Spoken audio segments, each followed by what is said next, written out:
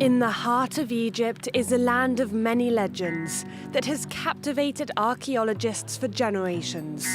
Explorers here start every day with a new hope of unraveling some of Egypt's greatest mysteries.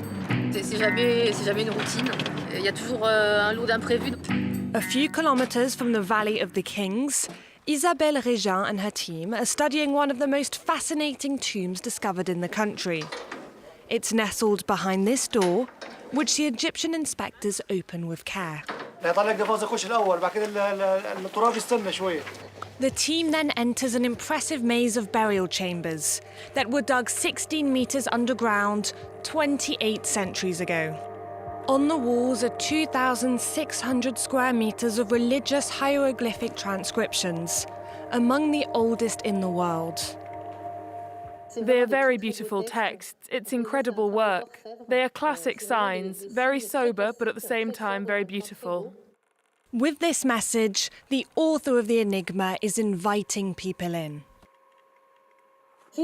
May they enter this tomb and see what's inside. What's the meaning behind this message? Why was such a big tomb created for a man named Padimenope who was not even a pharaoh? The questions are endless and the clues rare.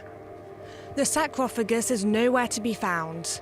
It probably disintegrated shortly after his death 2,800 years ago. These tombs have been pillaged since antiquity.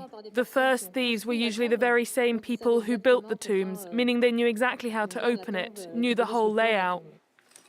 Despite the ravages of time, archaeologists have been trying to unravel Padimenope's mysterious story for 17 years. They have been taking photographs, copying thousands of hieroglyphs, and searching through heaps of debris. Sometimes, though, their work pays off.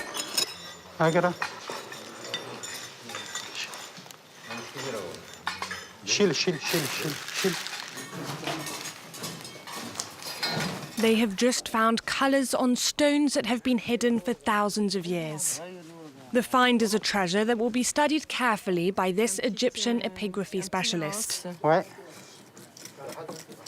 Oui. Joli, hein? Ah oui, c'est Par très contre, beau. toutes les cassures, ils sont... Oui, sont pas récentes. Donc, c'est assez rare. It's quite rare, and we don't often find the color green. But here, we can see that they use blue and green.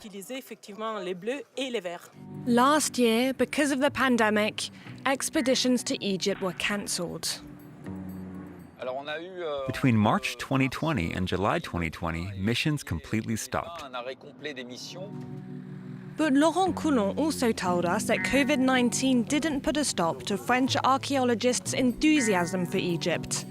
Quite the opposite. Recently, the 35 sites that his team supervises have picked up again, even the smaller ones. He took us to one of these sites, located in a remote area of the Nile Delta.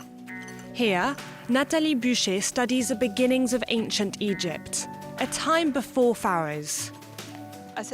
At that time, there were lots of these so-called lemon vases that probably date back to around 3003 to 3002 BC.